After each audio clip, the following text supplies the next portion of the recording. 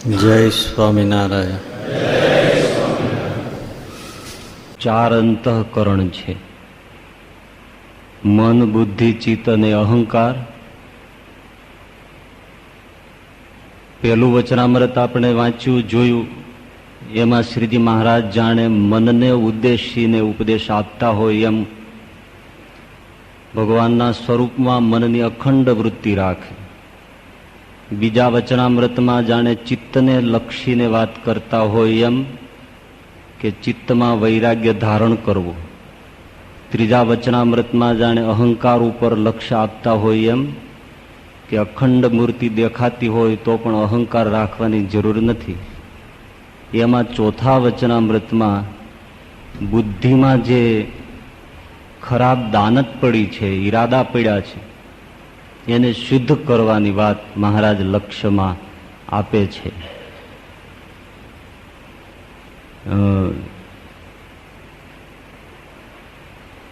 ચોથું વચનામૃત આપણે જે આ પઠન કર્યું એનું લઘુ રૂપ, શોર્ટ ફોર્મ એ આ પ્રમાણે કરી શકાય કે શ્રીજી મહારાજ બોલ્યા છે, ભગવાનના ભક્તને પરસ્પર ઈર્ષા ન કરવી. ત્યારે આનંદાનંદ સ્વામી બોલ્યા છે, હે મહારાજ, ઈર્ષા તો રહે છે. ત્યારે શ્રીજી મહારાજ બોલ્યા છે, ઈર્ષા કરવી તો નારદજીના જેવી કરવી, પણ જે ઈર્ષાએ કરીને ભગવાનના ભક્તોનો દ્રોહ થાય તેવી ઈર્ષાનો તો ભગવાનના ભક્તએ સર્વ પ્રકારે ત્યાગ કરવો. ઇતિ વચનામૃતમ. આ લઘુ રૂપ છે, શોર્ટ ફોર્મ. મૂળ વાત આટલી છે. તો જે પ્રથમ 3 વચનામૃતો આપણે જોયા એમાં મહારાજે વિધેયાત્મક વાતો કરી છે. વિધેયાત્મક એટલે હકારાત્મક. ભાઈ, અખંડ વૃત્તિ રાખો, વૈરાગ્ય રાખો, ભગવાનના લીલા ચરિત્રોની સ્મૃતિ રાખો, ભગવાનના ભક્તોને સંતોમાં હેત રાખો. એ વિધેયાત્મક વાતો કરી છે. આ વચનામૃત એવું છે જેમાં નિષેધાત્મક વાત મૂકી છે. પરસ્પર ઈર્ષા ન કરો. આશ્ચર્ય પાછું આ વચનામૃતનું એ છે કે એક જ મુદ્દા ઉપર નિષેધાત્મક પણ અને વિધેયાત્મક પણ બંનેને જોડ્યા છે. પહેલા એમ કહ્યું કે ઈર્ષા ન કરો, એ નિષેધ કર્યો. પાછું વિધાન કર્યું, વિધિ મૂક્યો કે ઈર્ષા કરો. એક જ મુદ્દા ઉપર બંનેને જોડ્યા છે અને જોડીને મહારાજે એ વિષયને એકદમ રોચક બનાવ્યો છે. તો પહેલા નિષેધની જે ચર્ચા છે તે નિષેધાત્મક એટલે આ ન કરો, તે ન કરો, આમ ન કરો, તેમ ન કરો, એને નિષેધ કહેવામાં આવે છે. અને નિષેધનું જીવનમાં સૌ પ્રથમ મહિમા અને જરૂરિયાત છે. જીવનમાં ગુણનો વિકાસ કરવો, સારું કરવું એ ઠીક છે, પછી કરીશું, એને બીજું સ્થાન છે. પણ પહેલી બાબત જીવનમાં અતિશય જરૂરિયાતની હોય તો એ છે કે જે નથી કરવા જેવું એ બંધ કરો. પછી કરવા જેવું થાય એ પછી વિચારીશું. પેલા જે નથી કરવા જેવું એ પેલા છોડો. એટલે શાસ્ત્રમાં પ્રથમ નિષેધ ઉપર બહુ ભાર છે. બહુ સાચી વાત છે કે જીવનમાં આપણને જો એટલી જ ખબર પડી જાય કે આટલું કરવા જેવું નથી, બસ એટલી જ જો ખબર પડી જાય કે આટલું જીવનમાં ક્યારેક કરવા જેવું જ નથી, તો પણ જીવન ઉજળું થઈ જાય. પીપા પાપ ન કિયા તો પુણ્ય કિયા 100 વાર 1000. બસ પાપ બંધ થાય તો એ જ મોટા મોટું પુણ્ય છે ભાઈ. માની લો કે આપણો ઓરડો છે, એ ઓરડામાં આપણે સુગંધી દ્રવ્યો લાવીએ, મોગરા, ડોલર, ગુલાબના ફૂલ લાવીએ, એનાથી ગુલદસ્તા ભરી દઈએ, સરસ મજાની કેવડા, ડોલર, એની અગરબત્તીઓ પેટાવીએ, પરફ્યુમ છાંટીએ. એ તો સૌની શક્તિ ને સગવડતાની ચોઈસની વાત છે. એ કરજો, વાંધો નહીં. પણ એના પહેલા એ કરવા જેવું છે કે એ ઓરડામાં જે ગંધાઈ છે એ વસ્તુઓ કાઢી નાખો. એઠવાડ પડ્યો છે તે કાઢી નાખો. મેલા કપડાં પડ્યા છે ડૂચા, એને બહાર મૂકી આવો. આ દુર્ગંધ આવે છે એ દૂર કરો. કચરો છે, ગાર્બેજ છે, એને બહાર કાઢો. કોઈ જીવ જંતુ ઉંદરડું મરી ગયું છે, એ ગંધાય છે, એ પેલા કાઢો. અત્તર પરફ્યુમની વાત પછી કરજો લાલ. પણ પેલા જે ગંધાય છે એને બહાર કાઢ. એમ જીવનમાં જે ખરાબ વસ્તુ છે, આ નથી કરવા જેવું, એટલું જ જો આપણે કરીએ એટલે દુર્ગંધવાળી વસ્તુ ઓરડામાંથી કાઢી નાખીએ એટલે ઓરડો આપોઆપ સ્વયંભૂ સુગંધી જ લાગે. એમાં હૃદય છે એ પણ એક ઓરડો જ છે. એમાં જે ગંધાય છે એટલું જો છેટું થઈ જાય એટલે ઓહો, જેમ પેલા ઓરડામાં રહેવાની, સુવાની, બેસવાની મજા આવે, બાકી ગમે તેટલા અત્તર છાંટો પણ ઓરડામાં મરેલું ઉંદરડું ગંધાતું હોય તો કઈથી મજા આવવાની છે. એમ આ દુર્ગંધ ચાલી જાય તો આ હૃદયરૂપી ઓરડામાં એક પ્રસન્નતા, જીવનની જે ઉજળાશ છે, જીવનની જે શાંતિ છે, એની કોઈ સીમા નથી. એટલે એને લક્ષ્યમાં લઈને પાતંજલ યોગ દર્શનમાં એક બહુ સરસ મજાનું પતંજલિ ઋષિ સૂત્ર મૂકે છે. મૈત્રી કરુણા મુદિતોપેક્ષાણામ સુખ દુઃખ પુણ્ય વિષયાણામ ભાવનાતઃ ચિત્ત પ્રસાદનમ. 33મું સૂત્ર છે. બહુ સમજવા જેવું કે જીવનમાં આપણી પાસે પ્રસન્નતા કાયમ રાખવી હોય, પ્રસન્નતાથી જીવન જીવવું હોય તો બસ આ 4 વૃત્તિઓને અપનાવી લો, જીવન તરબતર થઈ જાય. બસ બહુ મોટી પાયાની વાત.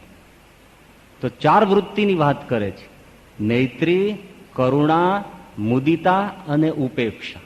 આ 4 વૃત્તિ અપનાવો, જીવનમાં ચિત્તમાં અતિશય પ્રસન્નતા પ્રાપ્ત થશે. અને પ્રસન્નતા પ્રાપ્ત થતા જ એ ચિત્ત છે એ ભગવત સમાધિને યોગ્ય થશે. ભગવત ચરણારવિંદની ઉપાસના કરવાને માટે, સ્થિર કરવાને માટે પરમ ઉપયોગી થશે અને પરમ શાંતિનો અનુભવ થશે.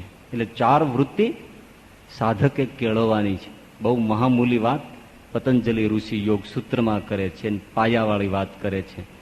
એ સમજીએ થોડી. ટૂંકનો અર્થ આવો છે, એનો ધ્યાન રાખી અને સમજવાનું. સુખી માણસો છે, સુખી લોકો છે, એના પ્રત્યે મૈત્રીની વૃત્તિ રાખો. દુઃખી લોકો છે એના પ્રત્યે કરુણાની વૃત્તિ રાખો. અને જે પુણ્યશાળી લોકો છે એના પ્રત્યે મુદિતાની વૃત્તિ એટલે પ્રેમની, પ્રીતિની વૃત્તિ રાખો. અને પાપી પુરુષો છે એના પ્રત્યે ઉપેક્ષાની વૃત્તિ રાખો. એટલે તમારું ચિત્ત છે એ પ્રસન્નતાથી ભરાઈ જશે. અતિ અદ્ભુત વાત. થોડો વિસ્તાર. મૈત્રી રાખો. કોના પ્રત્યે? કે જે સમાજમાં જે કોઈ સુખી લોકો છે એ બધાની સાથે મૈત્રી રાખો, મિત્રની ભાવના રાખો, પોતાના મિત્ર સમજો. એને સુખી જુઓ તો તમે એમ જ જાણો કે બસ અમે સુખી થયા છીએ. તો કેટલું ચિત્ત પ્રસન્ન થાય. બીજાનું સુખ જોઈને આપણને એમ થાય કે મારો મિત્ર સુખી થયો તો કેટલો આનંદ થાય. પણ આપણે મૈત્રીની વૃત્તિથી નથી જીવતા. બીજાને સુખી જોઈને આપણે તરત જ ઉલટી વૃત્તિ અપનાવીએ છીએ. એ ઉલટી વૃત્તિનું નામ છે ઈર્ષા.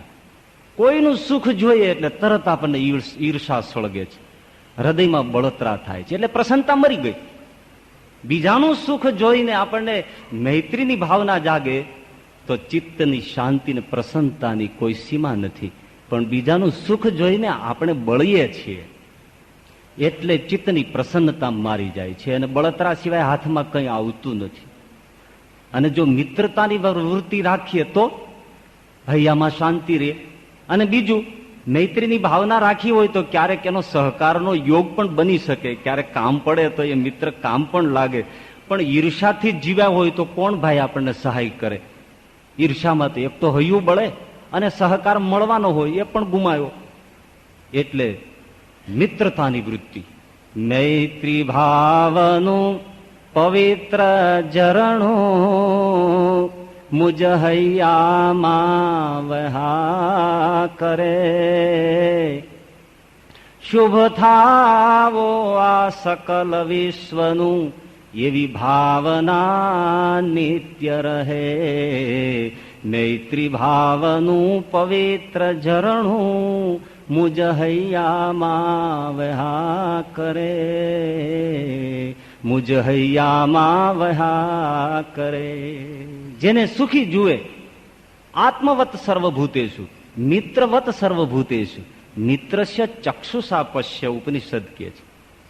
પોતાના સ્વજનની જેમ જુઓ, પોતાના મિત્રની જેમ જુઓ, પોતાના જ વ્યક્તિની જેમ એને નિહાળો.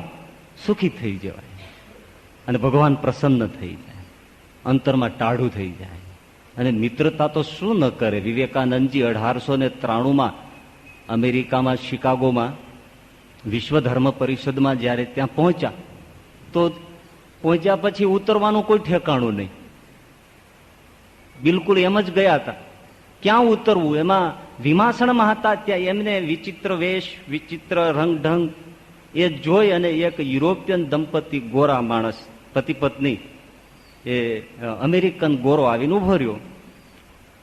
એમણે સ્વામીજીને પૂછ્યું કે આપ કોણ છો, ક્યાંથી આવો છો, આપનું નામ શું છે, આપનું આવવાનું કારણ શું છે, એ બધું પૂછ્યું. એટલે વિવેકાનંદજીએ બહુ સરસ એમને ઇંગ્લિશમાં જવાબ આપ્યા.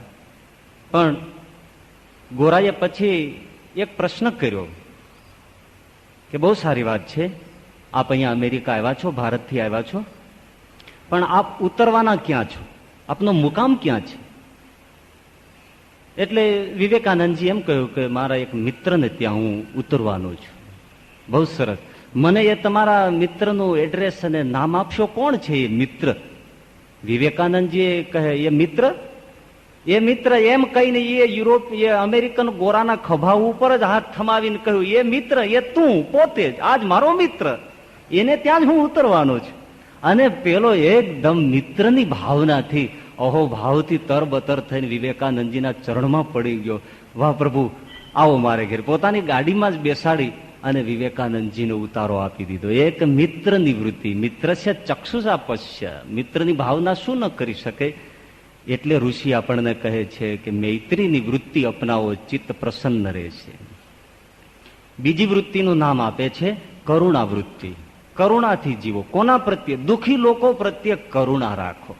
પણ આપણે કરુણા નથી રાખતા, આપણે એના પ્રત્યે ઘૃણા અને તિરસ્કારની વૃત્તિ રાખીએ છીએ. એ લોકો હરામી છે, એ લોકો પાપી છે, એ તો એના પ્રારબ્ધ ભોગવે છે, કર્યા ભોગવે છે, ભોગવવા દ્યો, એ લાગના છે, એ તો આળસુ છે, અક્કલના ઓથમીર છે, એને ક્યાં અક્કલ છે, એને ક્યાં કમાતા આવડે છે, કમાવું હોય તો દુનિયા પડી છે, એ લાગના છે. એમ કહીને આપણે એના પ્રત્યે ઘૃણા અને તિરસ્કાર કરીએ છીએ. પણ સુકાણા રે હાડ કોઈ પાડોશીના બાળને મોઢે મુઠ્ઠી ચણ નાખતો જા. અરે ભલા ઈશ્વરે તને દીધું હોય તો જરા એને આપતો જા. ભગવાને તને આપ્યું છે તો કોઈ પાડોશીમાં દીન દુખી હિંદ કંગાલ હોય તેને થોડી ચણ નાખતો જા, થોડું ચપચી ચપટી નાખતો જા. કરુણા રાખ, ક્રૂરતા કે તિરસ્કાર કે ઘૃણાની વૃત્તિ ન કેળવ. અને જો ખરેખર દિન પડી ગયા છે, નીચા છે, એ લોકો પ્રત્યે કરુણા આવી જાય, કેટલી ચિત્તની પ્રસન્નતા આવે. કોઈને આપવામાં અને સહકાર આપવામાં ચિત્ત જેટલું પ્રસન્ન થાય છે એવું દુનિયામાં કશાયથી પ્રસન્ન થતું નથી. તો કરુણાની વૃત્તિ.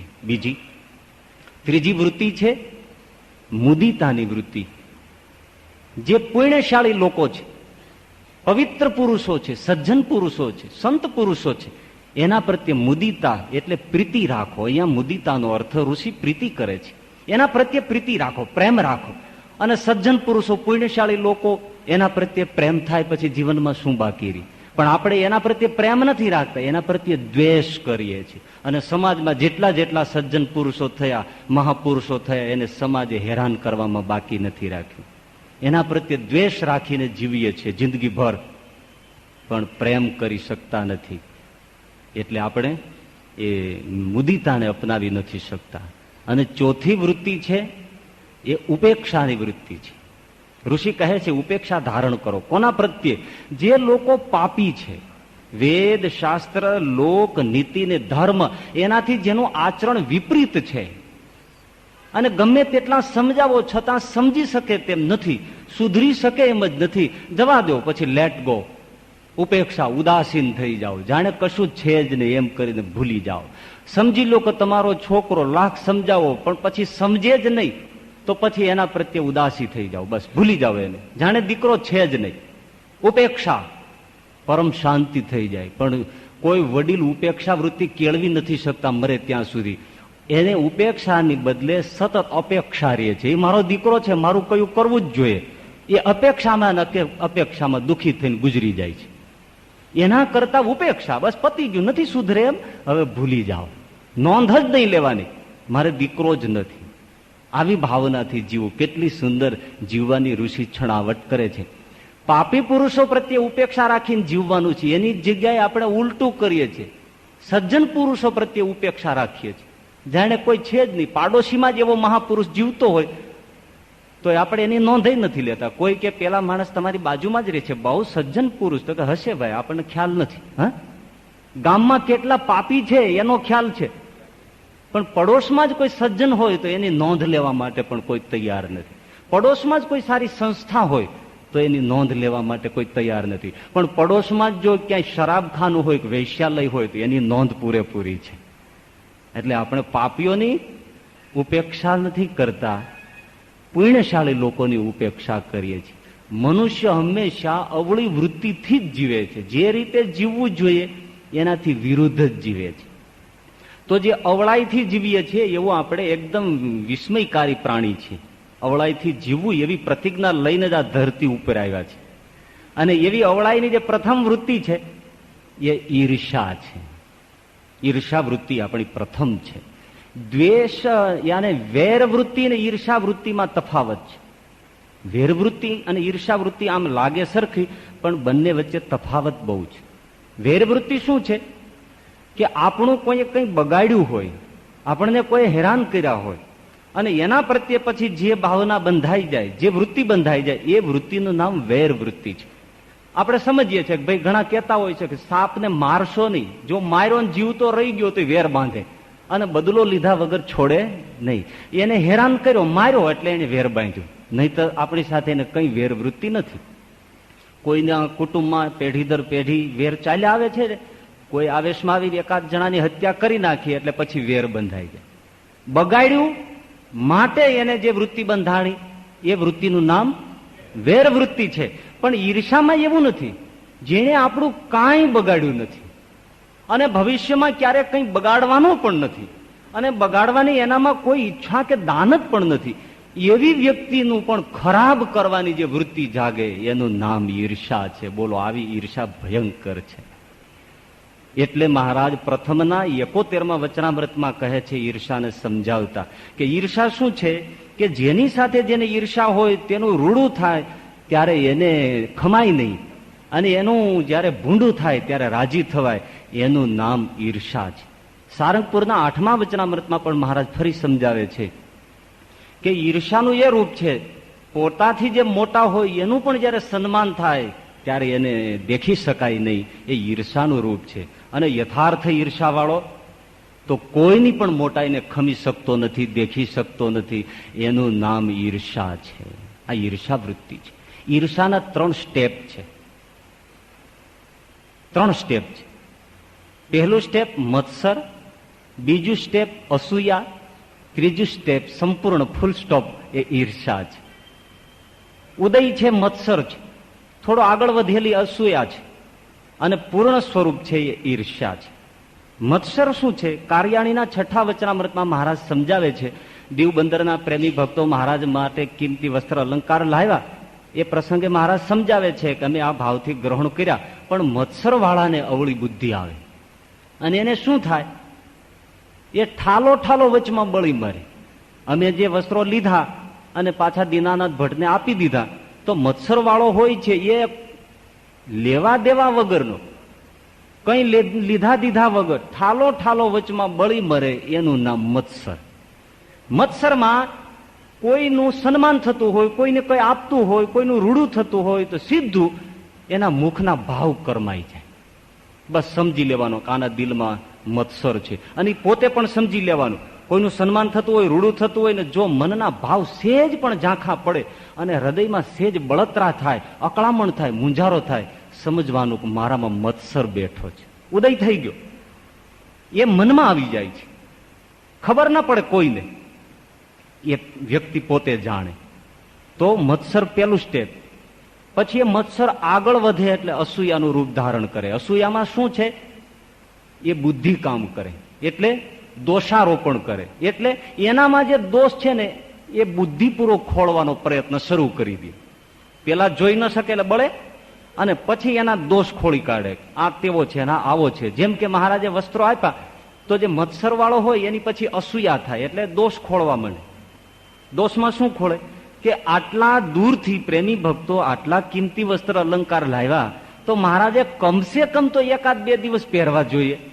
આ તો બસ લીધા ને તરત જ બ્રાહ્મણને આપી દીધા. પેલાનો આટલો ભાવ છે તો એ ભાવને પ્રસન્ન કરવા યા તો પૂરો કરવા કમસે કમ 1 દિવસ તો પહેરવા જોઈએ ને. પણ મહારાજને વિવેક નથી, તરત જ બ્રાહ્મણને આપી દીધા. પેલા લોકોનો ભાવ પણ ન જાણ્યો, ન સમજ્યા. અને આ બ્રાહ્મણ મૂર્ખ છે, દીનાનાથ ભટ્ટે મૂર્ખ, તરત જ હાથ લંબાવીને લઈ લીધું. એમ નથી કેતા ના ના મહારાજ, આ તો અતિશય કિંમતી વસ્તુઓ પ્રેમી ભક્તો તમારા માટે લાવ્યા છે, એટલે તમે રાખો મહારાજ, તમે પહેરો, એમાં મારો રાજીપો છે. એ દીનાનાથ ભટ્ટે મૂર્ખ, તરત લઈ લીધા, લ્યો લટ્ટુ થઈને. આવો જે દોષારોપણનો ભાવ એ અસૂયાનું કાર્ય છે. મત્સર આગળ વધી ગયો. મત્સર મનમાં આવે, અસૂયા બુદ્ધિમાં આવે, અને એ આગળ વધે અસૂયા ત્યારે એ વર્તનમાં આવે, ક્રિયામાં આવે, વાણીમાં આવે, એનું નામ છે ઈર્ષા. પછી એ બધું કરી છૂટવા માટે તૈયાર થાય. ચરિત્રોના ગ્રંથોમાં આવે છે કે એ દીનાનાથ ભટ્ટને જે વસ્ત્ર અલંકારો મહારાજે રાજી થઈને દીવ બંદરના પ્રેમી ભક્તોને આપ્યા, એ લઈને પછી થોડા દિવસ પછી પોતાનું વતન આમોદ જતા હતા, ત્યારે અજાણી વ્યક્તિઓ આવી અને એ દીનાનાથ ભટ્ટની પાસેથી એ બધા કિંમતી વસ્ત્રો લૂંટીને નીકળીને જતા રહ્યા. દીનાનાથ ભટ્ટના હાથમાં રહ્યા નથી. હવે કોણ લઈ ગયું પછીની વાત છે, પણ ઈર્ષાનું પૂરું રૂપ પ્રગટ થઈ ગયું. મત્સર થયો, અસૂયા થઈ, અને ક્રિયાત્મક રીતે પણ એમણે મૂકી દીધું અને વસ્ત્રો ઉડી ગયા, હાથમાં ન રહ્યા. એટલે જો રામચરિત માનસમાં મંથરાનું સ્વરૂપ, જયારે એમણે રાજ્યાભિષેકની ઘોષણા થઈ અને આખું નગર જયારે ઉત્સવમાં તરબતર છે અને રોશનીથી ઝળહળે છે, એ વખતે મંથરા આ જુએ છે, આ શું? રામ તિલક સુની ભા ઉર દાહુ. અતિશય હૃદયમાં બળતરા થઈ. રામનું જયારે રાજ્યાભિષેક મંથરાએ સાંભળ્યો તો હૃદયમાં બળતરા થઈ. એ મત્સર, આ બધી રોશની રામના સન્માનમાં શરૂ થઈ, મત્સર એ બળવા માંડી. ભા ઉર દાહુ, અતિશય બળતરા થઈ. પછી શું કર્યું? તરત જ અસૂયા કરઈ વિચાર કુબુધિ કુજાતી. હવે એમણે તરત જ શરૂ કરી દીધું. શરૂ થઈ જ જાય ભાઈ. દશરથજીના દોષ, રામના દોષ, કૌશલ્યાના દોષ એવી રીતે ગોઠવી કાઢ્યા અને કૈકેયીના મહેલે પહોંચતા પહોંચતા તો ક્રિયામાં મૂકી દીધા. શું કર્યું? નારી ચરિત્ર કરી ઢારઈ આંસુ. સંપૂર્ણપણે નારી ચરિત્ર કરી અને મંથરાએ કૈકેયીને પછાડી દીધી. એટલે મત્સર આવ્યો એટલે આગળ વધ્યા વગર છૂટક્યો નહીં, અને ઈર્ષાના સુધી યાત્રા કર્યા વગર પણ છૂટકો નથી. એટલે મત્સર આવે એ વખતે જે સચેત થાય. આ મહારાજે એટલા માટે જ એ કાર્યાણીના છઠ્ઠામાં જ કીધું છે કે નિર્મત્સર એવા જે સંત એ જ ભાગવત ધર્મના અધિકારી છે. ભાગવત ધર્મનો અધિકાર નિર્મત્સર થયા વગર પ્રાપ્ત જ થતો નથી. કેટલી મોટી વાત છે. નિર્મત્સર સંત એ જ ભાગવત ધર્મના અધિકારી છે. એટલે મત્સર, અસૂયા ને ઈર્ષા. મત્સર બીજ, અસૂયા છોડ, કોંટો ફૂટીને મોટો થયો, અને ઈર્ષા એ મોટું ઘેઘોર ફળાવું વૃક્ષ, ફળ આવી ગયું. બીજ, છોડ અને ફળ. પણ શાસ્ત્રમાં બધે જ આપણે સરળતાથી સમજીએ એટલા માટે મત્સરને પણ ઈર્ષા રૂપે બતાવવામાં આવે છે, અસૂયાને પણ ઈર્ષાના રૂપમાં સમજાવવામાં આવે છે, અને ઈર્ષાને પણ ઈર્ષાના રૂપમાં સમજાવવામાં આવે છે. એમાં ખોટું નથી. સમજી લ્યો, તમારા હાથમાં ભીંડાના બી હોય અને કોઈ પૂછે તમે શું કહો? ભાઈ શું છે? તો કે ભીંડા. બી છે છતાંય શું બોલો? ભીંડા. પછી એ ભીંડાના બીજને વાવી દો, છોડવો થાય ને કોઈ પૂછે કે આ શું છે? ભીંડા. પછી એને શીંગો બેસે ને તમે ચૂંટી લ્યો ને હાથમાં શીંગો લઈને ઉભા હો તોય કોઈ પૂછે ભાઈ આ શું છે? ભીંડા. બી હોય તો ભીંડા, છોડ હોય તો ભીંડા, શીંગ હોય તો ભીંડા. એટલે મત્સર હોય તો ઈર્ષા, અસૂયા હોય તો ઈર્ષા, ઈર્ષા હોય તો ઈર્ષા. એ ફોર્મમાં તમામ રીતે ગ્રંથોમાં સમજાવવામાં આવે છે. તો સરળ રીતે ઈર્ષાને સમજવી હોય તો હૈયામાં બળતરા થાય એ ઈર્ષા છે. ઈર્ષાને એટલે આગ કહેવામાં આવે છે. ઈર્ષા એ ધધકતી આગ છે, અને આગ શું કરે? સળગાવાનું કામ કરે. હવે એક બહુ સરસ અર્થ સમજવાનો છે.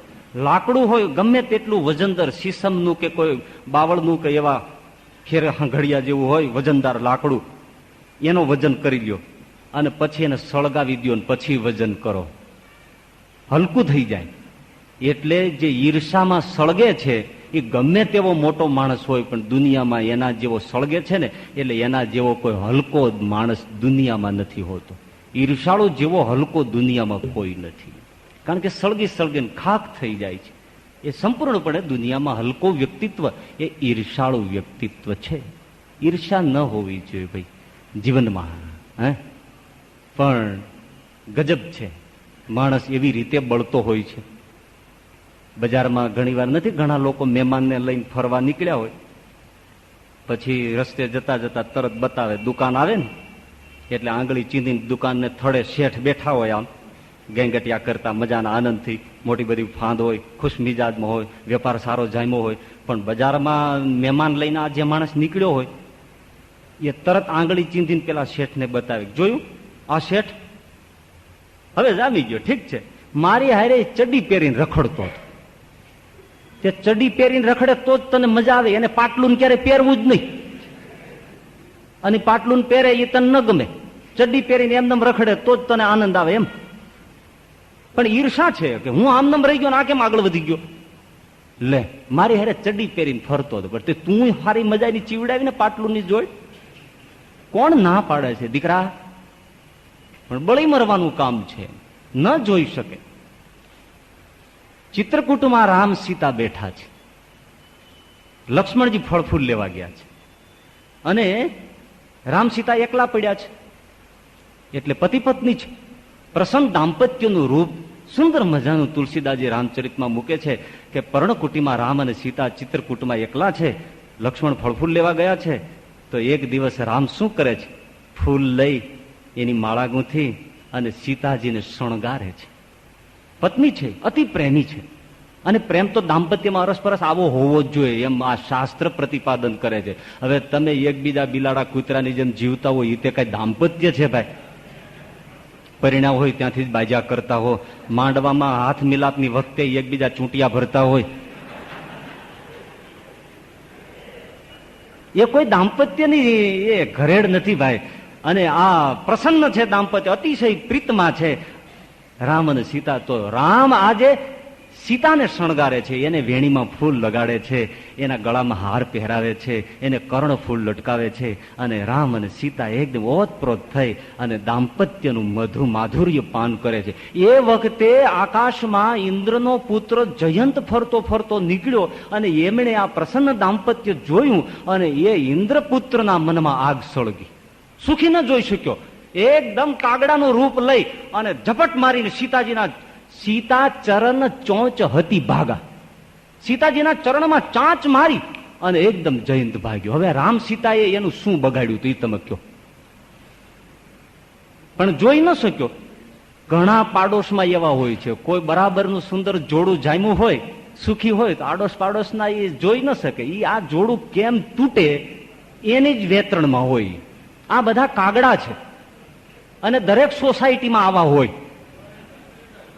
કોઈનું સરખું ન આવવા દેવું એવું જ એ જીવતા હોય છે. એ કાગડા છે, ન સુખી આવવા દે. અરે જુઓ ને, તમારા કોઈ કુટુંબમાં 3 દીકરા હોય ને ત્રણેય વર્યા પરિણ્યા હોય ને ત્રણેયને ઘેરે વહુબા આવી જાય, અને પછી એમાં એકાદ વહુ રૂપ ગુણ શીલ આવડત કૌશલ્યની દ્રષ્ટિએ જરા ઊંચી હોય, ખાનદાન કુળ કુટુંબ હોય, ધનવાન હોય, અને પછી જોવો એ નણંદ ને એ સાસુ ને દેરાણી જેઠાણી જે થતા હોય, એના મનમાં જે બળતરા થાય. આહા, એ જેઠાણી સવારનો પોર હોય પણ એવી આમ ક્રૂર દ્રષ્ટિથી જોવે, નજરથી જોવે, જેને શિવજીએ તીસર નૈન શિવ ઉઘારા, શિવજીએ 3જું નેત્ર ખોલ્યું તો કામદેવને બાળવા, એવી ક્રૂર દ્રષ્ટિથી પેલી વહુને જુએ. હા, બળ્યા કરે, જોઈ ન શકે, ન જોઈ શકે. અને સાસુ હોય ને એ પછી બોલવાનું શરૂ કરે. આખો દિવસ ટીપ ટાપમાં જ પડી હોય છે. હા, કોણ જાણે ક્યાં જાવું. અમને એમ હતું કે અમને કામમાં મદદ કરાવશે, પણ અમારા તો કામ કરી કરીને હાથ પગ ભાંગી ગયા, અને વહુબા તો બસ આ લટક પટકમાં જ પીડ્યા છે. અને છોકરો વહુ રખો થઈ ગયો છે, વહુ રખો થઈ ગયો, એને જ ભાળે છે. અમને તો જાણે જોતો જ નથી, અને એની વાહ લદુક પદુક જ થાય, જાણે ઘરમાં કોઈ બીજું છે જ નહીં. અમે પૈણ્યા હતા પણ આમ નહોતું.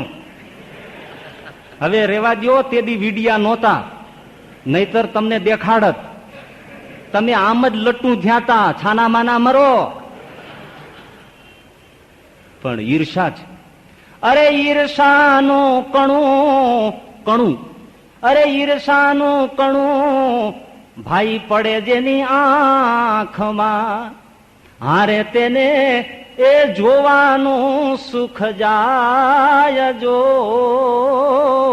હે ઈર્ષાનું કણું પડે ભાઈ જેની આંખમાં. ઈર્ષાનું કણું પડ્યું છે. સંત મૂળદાસનું ભજન છે. ઈર્ષાનું કણું આંખમાં આવી જાય એટલે કોઈને સુખી જોઈ ન શકે, નજરે ન જોઈ શકે. આહા, બિરબલ તો અકબરનો માનીતો, એનું ખૂબ રાખે, દરબારીઓને એ બળતરા. એટલે એક દિવસ અકબરને આ દરબારીઓ હતા જે બધા બળતરામાં બળતા હતા ને, એમણે કીધું અકબરને કે મહારાજ તમારી હથેળીમાં વાળ કેમ નથી? તો કે મારો એ ખબર નથી, બતાવો જી કેમ નથી. તો કે એ બિરબલને પૂછજો ને, બિરબલને આવડે. બિરબલને ભટકાડી દીધું. બિરબલનું સુખ ન જોઈ શકાય ને, એટલે આવા પ્રશ્નો લાવીને પણ બિરબલને મૂંઝવવો અને કચેરીમાં નીચું જોવડાવવું, એવું જ આ દરબારીઓનું કામ. થોડી વાર થઈ તો બિરબલ પધાર્યો એટલે અકબરને તો આ પ્રશ્ન ઘાલી દીધો કાનમાં. એટલે તરત જ બિરબલને કહ્યું કે બિરબલ એક પ્રશ્ન છે, કે બોલો જહાંપના, શું છે? તો કે આ મારી હથેળીમાં વાળ કેમ નથી? એટલે બિરબલ સમજી ગયો, બુદ્ધિશાળી માણસ છે ને. એટલે બિરબલે કીધું મહારાજ આપની હથેળીમાં વાળ નથી એનું બહુ મોટું કારણ છે મહારાજ, કે તમે એટલું બધું મને દાન આપો છો ને, એટલે દાન આપી આપીને તમારી હથેળી એટલી ઘસાય છે, પરિણામે વાળ ઉગતા જ નથી. અકબર ખુશ થઈ ગયો, કારણ કે એની પ્રશંસા થઈ ને. ડાહ્યા માણસનું આ કામ છે ને, એક કાંકરે બે પક્ષી મારે. એટલે એમને પ્રશ્નનો ઉત્તર પણ આપ્યો અને મહારાજને એટલી બધી ખુશી કરી કે એટલું બધું દાન મને આપો છો એટલે ઘસાય ઘસાઈને હથેળીમાં વાળ નથી ઉગતા મહારાજ. એટલે એક દરબારી બોલ્યો, પણ મહારાજ તો બિરબલની હથેળીમાં વાળ નથી, એનું શું?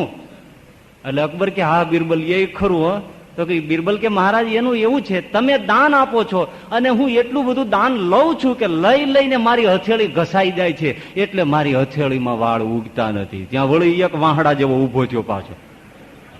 એ કે પણ અમારી કોઈની હથેળીમાં વાળ નથી. તો કે મહારાજ એનું કારણ છે, તમે આપો છો, હું લઉં છું અને આ ઠાલે ઠાલા બળીને હાથ ઘસા કરે છે, એટલે વાળ નથી એ લોકોની હથેળીમાં.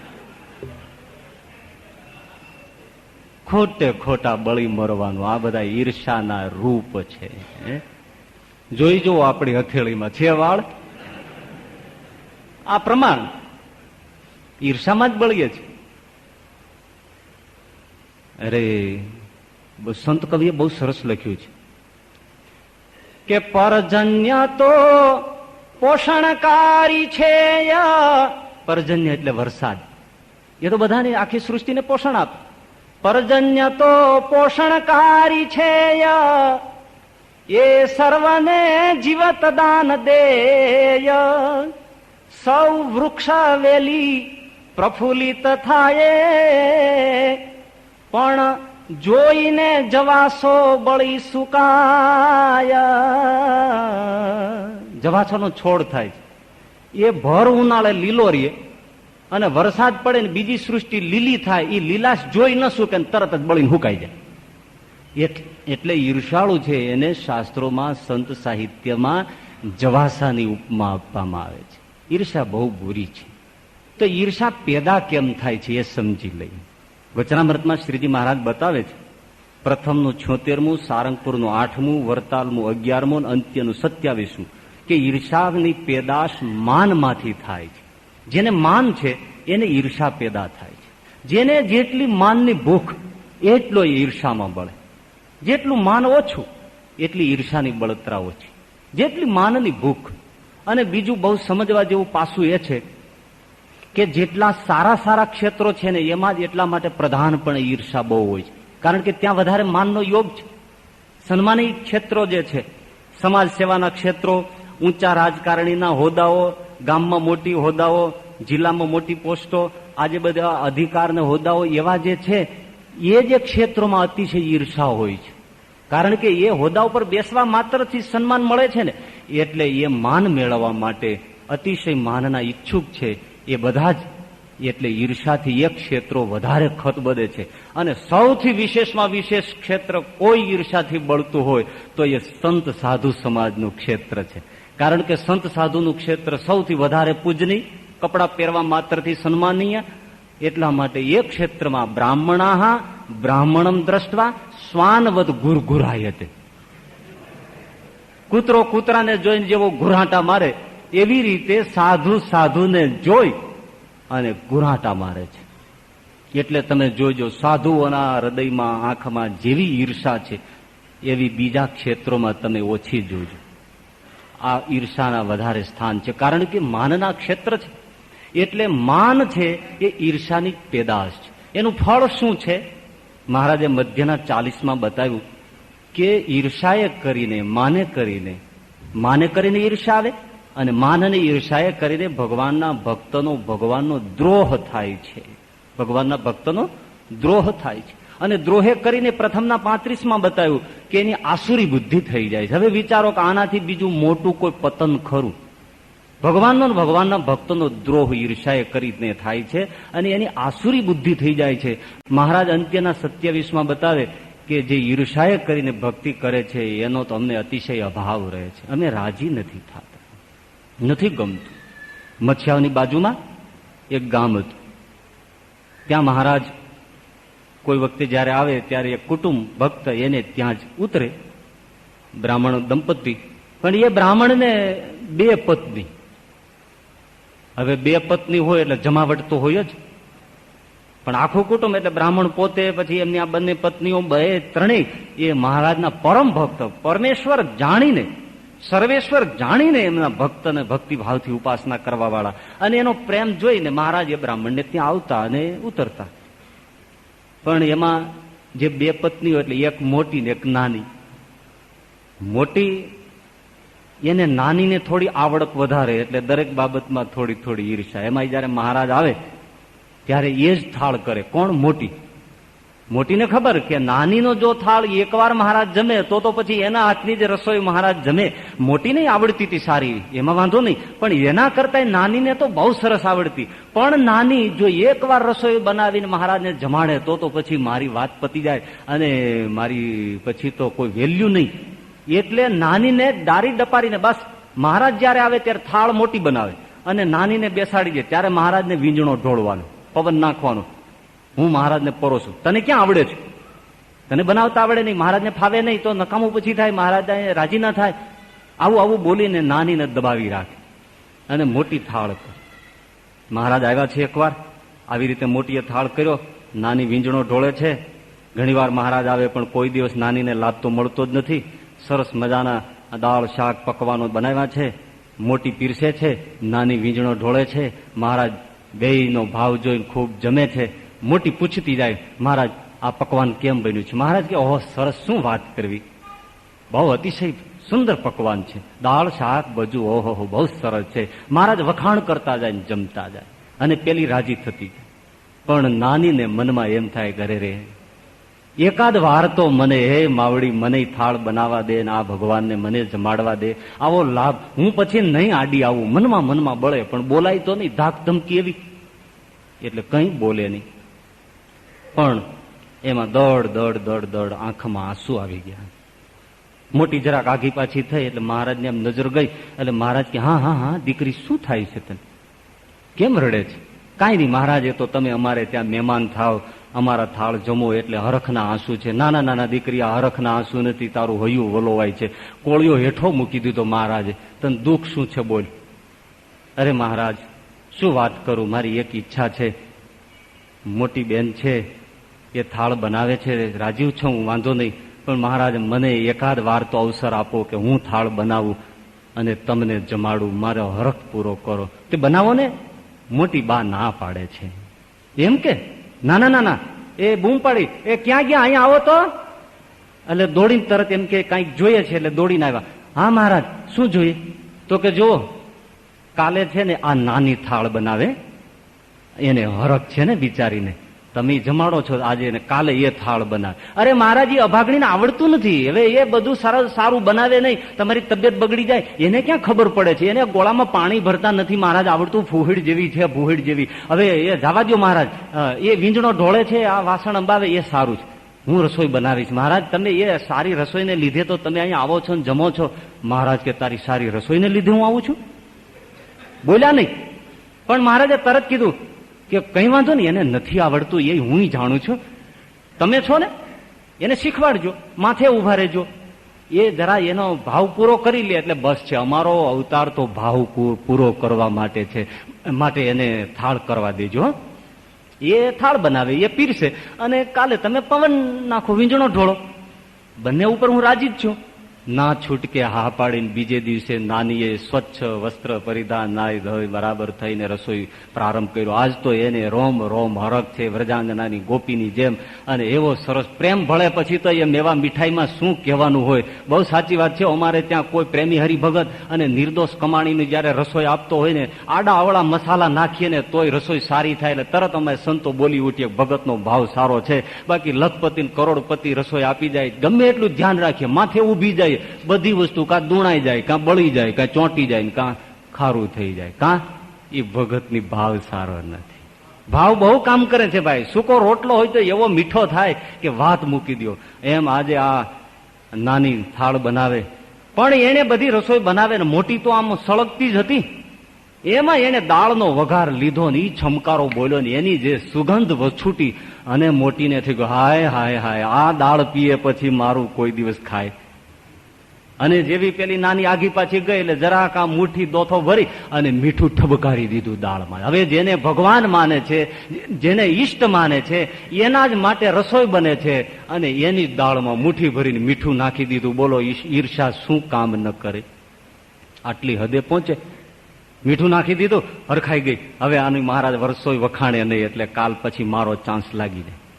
મહારાજ તો હરખથી જમવા આવી ગયા, બેસી ગયા બાજોઠ ઉપર. નાનીને ખબર તો નથી કે આ ઠબકાર્યું છે. ભાવથી થાળ લાવી સામે બેસી ગઈ, અને મોટી બેસી ગઈ વીજણો ઢોળવા, અને મહારાજને થાળીમાં બધું પીરસ્યું. મહારાજે લાડુ મોઢામાં મૂક્યો. આ હા હા હા. નાનીએ પૂછ્યું મહારાજ બરાબર છે ને? અરે બહુ સરસ, આવો તો લાડુ અમે ક્યારેય જીમા નથી. હા હા બહુ સરસ. શાક લીધું, બહુ સરસ બહુ સરસ. મોટી રાહ જોવે, દાળ પીવો એમાં સ્વાદ છે. અને મહારાજે આમ દાળનો કટોરો ઉપાડ્યો અને મોઢે માંડ્યો. તન કી જાણે મન કી જાણે, જાણે ચિત્ત કી ચોરી, ઉનકે આગે કહાં છુપાએ જિનકે હાથ મેં દોરી. એ તો બધું જાણે છે. દાળ મોઢે માંડી, પણ મહારાજ કે આ હા હા હા, આ દાળ એટલે અતિ મીઠી, અત્યાર સુધીમાં અમે આવી દાળ ખાધી નથી. સ્વયં લક્ષ્મીજીને પણ આવી રસોઈ ના આવડે, પણ માનો ને માનો આ નાનીને જ ના આવડે, પણ મોટી બેન તમારો હાથ છે, નહીતર આવી દાળ ન થાય. એનો જ હાથ ગણાય ને. પણ એ કઈ અકલના ઓથવીર સમજ્યા નહીં મહારાજે શું કહ્યું હોય. નાના મહારાજ એ બધું નાનીએ જ કર્યું છે. નાના ના, એ તમે ધ્યાન ન રાખો તો આવું ના થાય. બહુ સરસ દાળ છે. આખો કટોરો પી ગયા. મહારાજ કે આજ તો લાડુ શાક પછી એ નાની દાળ આપો. બીજો કટોરો, ત્રીજો કટોરો, 4-5 જણાને જમાય એટલું જ હતી દાળ. પણ મહારાજ એક ટીપું રહેવા ન દીધું. નાની કે મહારાજ થોડીક પ્રસાદી એકલી દાળ પીશો તો તમને આ બીજું પકવાન જમો. મહારાજ સમજે જો દાળ વધવા દઈશ અને એ ખાશે તો નાની એટલી દુઃખી થશે કે આહા હા, આખી રાત રોઈ રોઈને અધમુવી થઈ જશે. એટલે મારે એક ટીપું વધવા જ દેવી નથી. બધી દાળ મારો ભગવાન પી ગયો. બહુ પ્રસન્ન થયા, ચડું કરી લીધી. પણ મહારાજ બોલ્યા એ મોટી બહુ સરસ થાળ આવડે છો, તમે ધ્યાન રાખજો અને એને કાલે થાળ બનાવવા દેજો. આ લે ભલે બનાવે વાંધો નહીં, એનો ભાવ છે ને. મોટી કે પણ મારે હા હા ભલે બનાવ, તમે ધ્યાન રાખજો. ભલે. બીજો દિવસ થયો, વળી રસોડામાં ગઈ. મોટી વિચાર કરે કે મેં મીઠું જ નાખ્યું હતું, પણ કદાચ શું ખાંડ ન ખાઈ ગઈ હશે? નહીતર આવું ન થાય. કદાચ મહારાજને ખાંડ ન ખાઈ ગઈ ને ગળી દાળ ભાવી ગઈ હોય. આ જ વાત છે. રસોઈ વળી બની, વળી દાળનો છમકારો થયો, લાડુનો દળ તૈયાર થયો. ડબલ કામ કર્યું. દાળમાં મીઠું નાખ્યું ચાખીને બરાબર કે ના મીઠું જ છે, ઠબકાર્યું મીઠું. અને ભોગાવાની રેતી લાવીને ચૂરમાના દળમાં રેતી ભેળવી દીધી. ખબર તો પડે નહીં કે આ શું નાખ્યું છે. જેને ભગવાન જાણે છે એને રેતી ખવડાવવા સુધી ઈર્ષાવાળી વ્યક્તિ પહોંચી ગઈ. રેતી ભેળવી દીધી. નાનીને ખબર નથી. થાળ તૈયાર થઈ ગયો. મહારાજ જમવા આવી ગયા. લાડુ પીરસાઈ ગયા. લાડુ મોઢામાં મૂક્યો. મહારાજ સમજી ગયા. પણ મહારાજ કે આ હા હા લાડુ કાલ કરતા જ તો બહુ સરસ. પણ આમાંય માનો ને માનો તમારો હાથ છે, નહીતર આવું ન થાય. બહુ સરસ. એક પછી એક મહારાજ લાડુ ને દાળ, લાડુ ને દાળ, શાક ભાત સંભારો કશું અડ્યા નહીં, બધું ચપટ કરી ગયા, કઈ વધવા ન દીધું. જમી લીધું, ચડું કરી મહારાજ બેઠા. બીજો દિવસ થયો એટલે મહારાજે પછી કીધું કે હવે અમે જઈશું. મોટી કે પણ અરે મહારાજ તમે તો આ વખતે જાજુ રોકાણાય નહીં, અને એમાં 3 દિવસ રોકાણા, એમાં હું તો તમને એક જ દિવસ જમાડી શકી, 2 દિવસ તો આ નાનીએ થાળ કર્યો, મને તો કઈ લાભ જ મળ્યો નહીં. મહારાજ કે તમે જ લાભ લીધો છે ને આને ક્યાં લેવા જ દીધો છે, થાળ તો તમે જ કર્યો. અરે મહારાજ કે એવું કેમ બોલો છો, જૂઠું, એને જ થાળ કર્યો ને 2 દિવસ. મહારાજ કે આટલી બધી બનાવટ, આહા, મને પરમેશ્વર તું જાણ, મને તું ઈષ્ટ જાણીને તું મારી ઉપાસના કર. અરે મારા પેટ સામે તો જો રેતી ખાઈ ખાઈને મારું પેટ પથરા જેવું થઈ ગયું છે, આંખ તો ઉઘાડ કે તું શું કરસ. આ તારી આ વૃત્તિ, ઈર્ષા આ કરે છે. એટલે મધ્યના 52માં મહારાજે કહ્યું છે, શ્રદ્ધાએ સહિત અને ઈર્ષાએ રહિત જે ભક્તિ કરે છે એ ભક્ત મને ગમે છે. કોઈ ભક્તિ કરતો હોય, સેવા કરતો હોય, એમાં કોઈ વચ્ચે ઈર્ષા કરીને ભક્તિ કરવા આવે તો પણ ન ગમે, અને કોઈ સેવા ભક્તિ કરવા આવે એના ઉપર આ જો ઈર્ષા રાખે તો પણ મહારાજ કે અમે એના ઉપર રાજી થતા નથી. અને ત્યાંના 6માં પણ કહ્યું છે કે લોક રીઝવવા કે ઈર્ષાએ કરીને ભક્તિ ન કરે એ જ અમને ગમે છે. પણ ઈર્ષા છે એ આપણી વૃત્તિઓને આટલી સુધી, હલકાઈ સુધી, આમાં દ્રોહમાં શું બાકી રહ્યું બોલો. પછી મને નથી લાગતું મહારાજ કોઈ દિવસ ત્યાં આવ્યા હોય. આટલો બધો ભગવાનના ભક્તોનો દ્રોહ થાય છે, એટલે આ વૃત્તિ ઉપર તો બહુ જ ધ્યાન આપવા જેવું છે. મેલકોટમાં એક કથા છે. રાજાની કુંવરી હતી ને એક, એને 2 કુંવરી, એમાં એક મોટી હતી ને એ ભક્તિભાવ વાળી. ભગવાન સંપત નારાયણનું બહુ સુંદર પર્વત ઉપર મંદિર છે. આજે પણ હયાત છે આ ઘટના, અને આપણને દંગ કરી દે. તો એ સંપત નારાયણની સેવા માટે મોટી દીકરી જે ભક્તિવાળી હતી એમણે મહેનત લઈને સરસ મજાનું તળાવ ગળાવ્યું કે જેમાં જળ ભરાય તો સંપત નારાયણના અભિષેક માટે, સેવા માટે, પૂજા માટે જળનો ઉપયોગ થાય. એ માટે એને તળાવ સરસ ગળાવ્યું. પણ એને આ કાર્ય કર્યું એટલે એની કીર્તિ વધી. એટલે નાની હતી એને બહુ અતિશય ઈર્ષા થઈ કે આ તો બહુ એના જ્યાં જોવો એને વખાણ જ થાય. એટલે એની અડોઅડને જ નાની બીજું તળાવ, એનાથી મોટું તળાવ ગળાવ્યું શરૂ કર્યું. આખું તળાવ ગળાવ્યું. પણ એની ભાવના ઈર્ષાએ કરીને હતી. આજે પણ બંને તળાવ છે, બંને તળાવમાં પાણી ભરાય છે, પડખે અડીને જ છે. પણ મોટીએ જે ભક્તિભાવથી તળાવ ગળાવ્યું છે એ જ તળાવનું પાણી અભિષેક માટે જાય છે. નાનીએ જે તળાવ ગળાવ્યું એનું અભિષેકમાં જળ વપરાતું નથી. કેમ કે એનું જળ ડોળું જ રહે છે. ગમે તે રીતે એક જ વરસાદ વરસતો હોય પણ આમાં પાણી સ્વચ્છ, અને પેલા તળાવમાં આજે પણ પાણી ડોળું અને મેળું જ ભરાય છે. એટલે મેલું અને ડોળું જળ એ ભગવાનના ઉપયોગમાં આવે નહીં. આટલું કર્યું પણ એનું જળ આજે પણ સંપત નારાયણની સેવામાં વપરાઈ શકાતું નથી. જળ ડોળું ને ડોળું. એમ એવો જે ઈર્ષાથી ભક્તિ કરનારો ભક્ત છે એની ભક્તિ પણ આસુરી છે એમ મહારાજ બતાવે છે. એટલે ઈર્ષા છે કોઈ સંજોગોમાં કરવા જેવી નથી. સતતને માટે છોડી દીધા જેવી ઈર્ષા છે. અને આટલું જાણ્યા પછી તો આપણને એમ થાય કે જીવનમાં એક ઈર્ષા ઉપર બહુ મોટું ધ્યાન આપવા જેવું છે. પણ મહારાજે જયારે વાત કરી કે ભગવાનના ભક્તએ પરસ્પર ઈર્ષા ન કરવી, તો તરત આનંદાનંદ સ્વામી બોલ્યા કે મહારાજ ઈર્ષા તો રહે છે. આનંદાનંદ સ્વામીએ આપણા બધાનું પ્રતિનિધિત્વ કર્યું છે કે ભલે હું ખોટો દેખાવ, નહીં તો બધાની વચ્ચે કોઈ એમ કહી શકે કે હા મહારાજ મને ઈર્ષા રહે છે, કહી શકે? હોય તોય નથી બોલતા.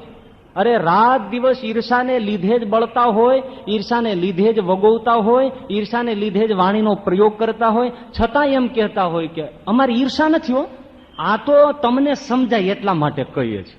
કોઈ સ્વીકાર જ કરતું નથી. ઈર્ષાનો સ્વીકાર કરવો એ બહુ મોટી બાબત છે. દોષનો સ્વીકાર કરવો એટલે સુધરવાનું પેલું પગથિયું સર થઈ ગયું કહેવાય. આનંદાનંદ સ્વામી એમ કહ્યું કે મહારાજ ઈર્ષા તો રહે છે. તો મહારાજે એમ કહ્યું કે ઈર્ષા રહેતી હોય કરો, વાંધો નહીં. જો વિધેયાત્મક વચન મૂક્યું કે કરવી જ હોય તો નારદજીના જેવી કરો. એમ કહીને સરસ મજાની નારદજીની કથા સંભળાવી કે નારદજીએ એક વખત તુંબરુની સાથે જયારે વૈકુંઠમાં લક્ષ્મીનારાયણના દર્શને ગયા તો પ્રસંગ એવો બન્યો, તુંબુરીએ સરસ મજાનું લક્ષ્મીનારાયણ પ્રભુની આગળ ગાયન કર્યું. સંગીત વિદ્યાના જાણકાર ગાયન કર્યું એટલે ભગવાન વિષ્ણુ બહુ પ્રસન્ન થયા, લક્ષ્મીજી બહુ પ્રસન્ન થયા. એ લક્ષ્મીજી અને નારાયણે પ્રસન્ન થઈને વસ્ત્ર અલંકારોએ તુંબરુને ભગવાને અર્પણ કર્યા. નારદજીને ઈર્ષા થઈ કે એટલે આ મારો તુંબરું આ બધું લઈ જાય, હું એમને ઉભો રહી ગયો. એટલે નારદજીને તુંબરું ઉપર ઈર્ષા આવી અને પછી સંગીત શીખવા માંડ્યા. 7 મન્વંતર સુધી સંગીત શીખ્યા. ઓહો. પણ જયારે જયારે શીખીને ભગવાનની આગળ જાય ગાન કરે પણ ભગવાન રાજી ન થાય. એક જ વાક્ય બોલે કે તમને તુંબરુના જેવું ગાતા નથી આવડતું. શિવજી ઉપર તપ કર્યું ને પ્રસન્ન થયા શિવજી, એના થકી વરદાન મેળવ્યું, અચ્છો સંગીતકાર થાવ, ભગવાન મારા ઉપર રાજી થાય. શિવજી વરદાન આપ્યું, ગાયન કરવા ગયા તો પણ ભગવાન પ્રસન્ન થયા. પછી તુંબરુની આગળ નારદજીએ ગાન વિદ્યા શીખી નિર્માની થઈને. અને પછી જયારે દ્વારિકામાં ભગવાન શ્રી કૃષ્ણ હતા ત્યારે એમની પાસે નારદજીએ વીણા વાદન સાથે સંગીતનું ગાન કર્યું અને ભગવાન શ્રી કૃષ્ણ પ્રસન્ન થઈ ગયા અને વસ્ત્ર અલંકાર નારદજીને અર્પણ કર્યા. અને ત્યારે નારદજીએ તુંબરુ સાથે ઈર્ષા મેલી. એટલે ઈર્ષા કરવી જ હોય તો આવી કરો.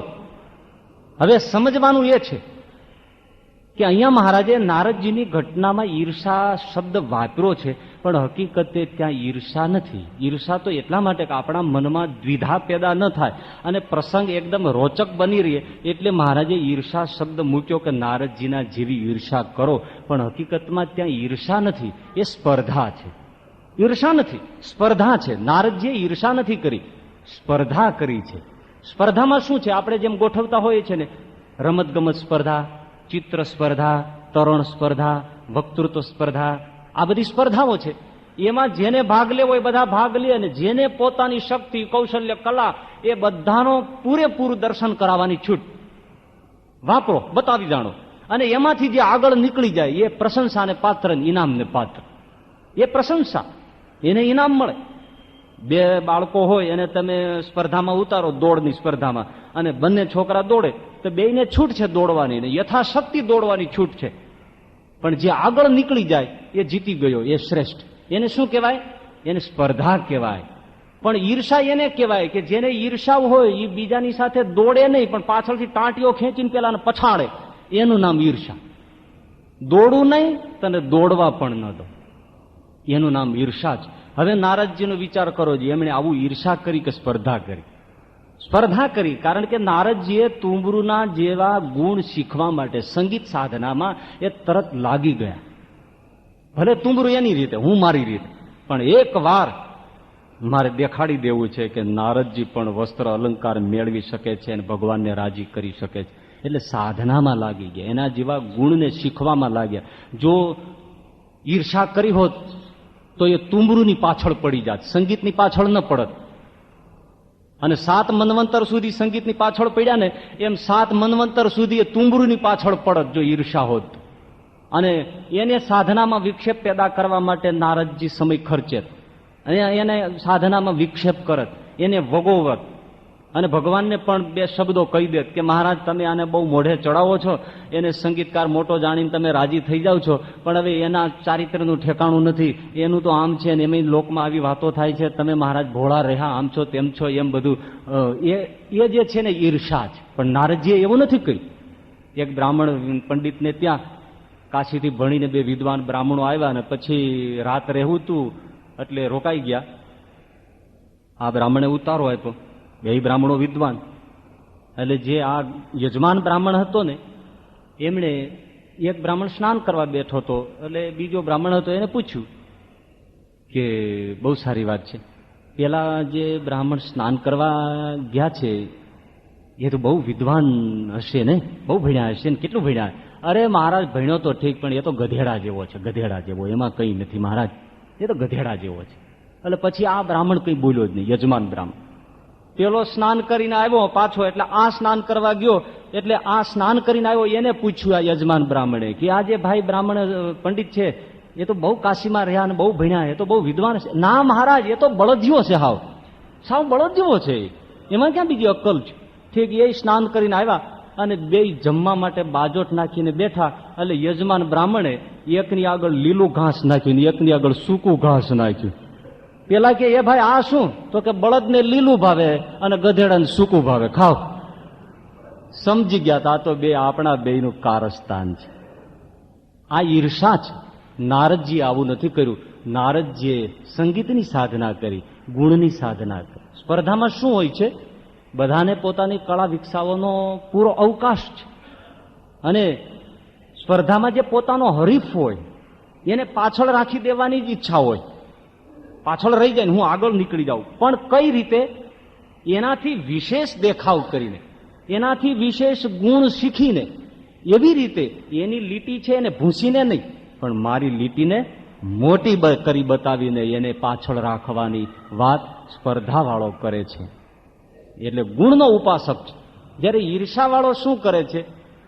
એને પાછળ તો રાખી દેવો છે, પણ ટાંટીઓ પછાડી. એટલે એને ગુણની સાધના નથી. એને નજરમાં હંમેશા દોષ છે. પેલો ગુણ વિકસાવવામાં પડ્યો છે એટલે એનામાં ગુણનો વિકાસ થાય છે. આની નજર દોષ ઉપર જ છે, એટલા માટે એનામાં દોષ ભેળા થતા જાય છે. સ્પર્ધાવાળો છે એટલા માટે એ પ્રશંસના અને પાત્ર છે, કારણ કે ગુણ વિકાસ થયા, એનું જીવન ઊંચું થયું, લોકમાં એની પ્રતિષ્ઠા થાય. અને ઈર્ષાવાળો છે એમાં દોષ ભરાતા જાય, હલકો થતો જાય, અને લોકોમાં એ તિરસ્કાર અને ફિટકારને પાત્ર થાય. પેલો છે એ વજનદાર ઉત્થાન થતું જાય અને ઈર્ષાવાળાનું પતન થાય. એટલે સ્પર્ધા આવકાર્ય છે, ઈર્ષા આવકાર્ય નથી. અને બીજી દ્રષ્ટિએ જુઓ તો ઈર્ષા ખરેખર જીવનમાં સારી ચીજ છે. એક કક્ષાએ થોડુંક બીજું પાસું જોઈ લો. સામાજિક દ્રષ્ટિએ વિચાર કરો ને તો પણ સ્પર્ધા સારી છે. સમાજમાં તમે હોય એની વચ્ચે કોમ્પિટિશન થાય, શરૂ થાય, સ્પર્ધા થાય તો સમાજને ફાયદો થાય. આ સ્કૂટરો, ગાડીઓ અને બધા એવા જે હોય છે વાહનો કે બીજા કોઈ પણ વસ્તુ પદાર્થો, એમાં બે ઉદ્યોગો, બે કંપનીઓ છે, એ બધી બજારમાં મેદાન મારે અને કોમ્પિટિશન થાય એટલે ગ્રાહકોને સસ્તું સારું મળવા માંડે. હમણાં નહોતું વચ્ચે આ સ્પેશિયલ ટ્રાવેલ્સ વાળા હતા, એ બધા સ્પર્ધામાં ઉતરી ગયા હતા. તો વધારે સુવિધા આપે અને ઓછી ટિકિટમાં રાજકોટ લઈ જતા. ગ્રાહકોને ફાયદો જ. અરસપરસ કંપનીઓની સ્પર્ધા અને ગ્રાહકોને ફાયદો. એટલે સ્પર્ધા સમાજમાં પણ ફાયદો આપે. અને આજે પણ તમે જુઓ ને તો સાંપ્રદાયિક દ્રષ્ટિએ વિચાર કરતા પણ સ્પર્ધા એ સારું એક તત્વ ઉમેરાણું છે. અરસપરસ બધા સંપ્રદાય વાળા છે ને, સંસ્થાઓ વાળા એકબીજાની સ્પર્ધા કરતા થઈ ગયા. ભાઈ એમણે રાહત કેન્દ્ર ખોલ્યું, એમણે સ્કૂલની સ્થાપના કરી, એણે સારું મજાનું વિદ્યા સંકુલ નાખ્યું, એમણે એક સારી હોસ્પિટલ બાંધી, લોકમાં એની પ્રસિદ્ધિ થઈ.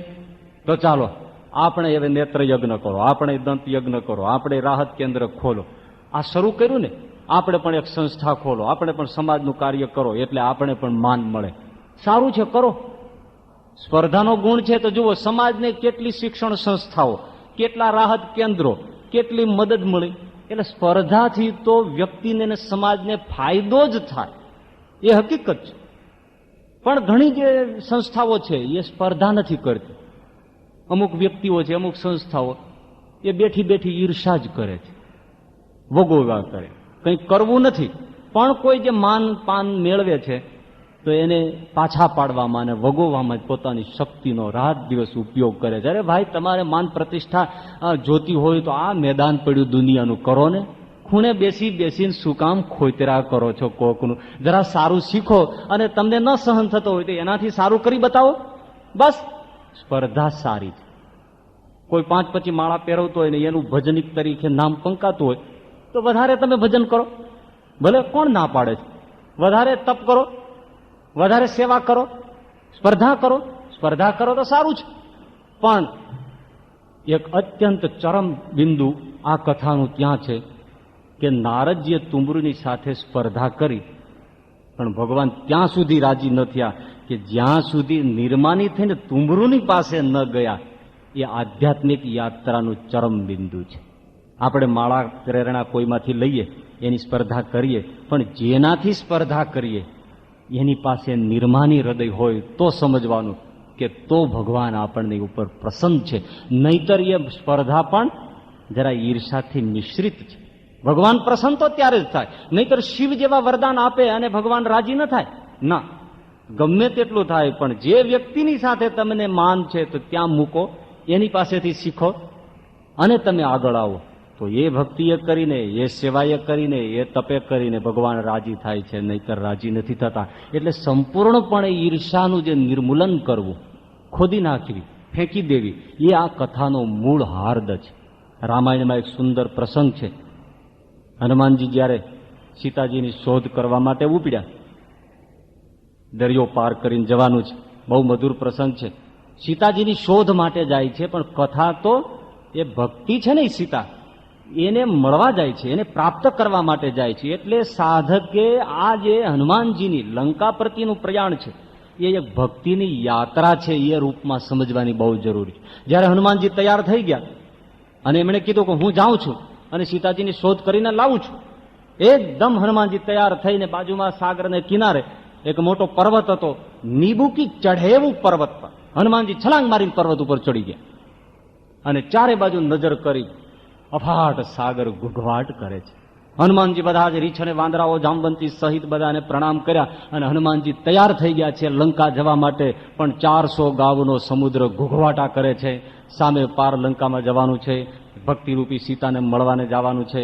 હનુમાનજી એકદમ તૈયાર, રામ સ્મરણ, બધાને વંદના કરી હનુમાનજીએ એ જે પર્વત હતો એના ઉપર જરા છલાંગ મારવા માટે પર્વતને આમ દબાવ્યો અને છલાંગ મારી. શું થયું? એ આખો પર્વત ધરતીમાં ઘૂસી ગયો. ગયેવું ગા પાતાલ તુરંતા, પર્વતની હસ્તી ન રહી. એટલા જોરથી હનુમાનજી કૂદ્યા અને એટલી તેજ ગતિથી ગયા. કેવી ગતિ? જીની અમોઘ રઘુપતિ કરવાના. રામના બાણમાં જેમ ભાથામાંથી અમોઘ શક્તિરૂપી બાણ છૂટે અને જેવી તેજ ગતિથી, ભયંકર ગતિથી બાણ ગતિ કરે, અમોઘ શક્તિ, એમ હનુમાનજી ગયા.